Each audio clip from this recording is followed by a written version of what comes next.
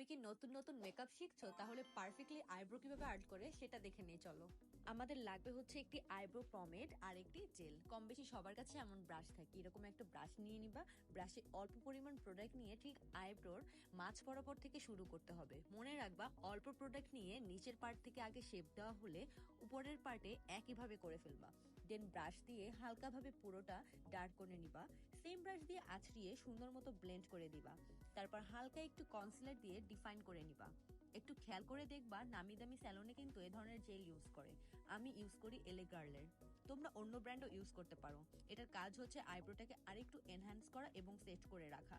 ব্রাশে খুব বেশি প্রোডাক্ট থাকলেও তুমি অল্প পরিমাণে লাইটলি ব্রাশ করবা, এবং জোরে জোরে ব্রাশ করলে কিন্তু অনেকটা ডার্ক হয়ে গেলে দেখতে ন্যাচারাল লাগবে না।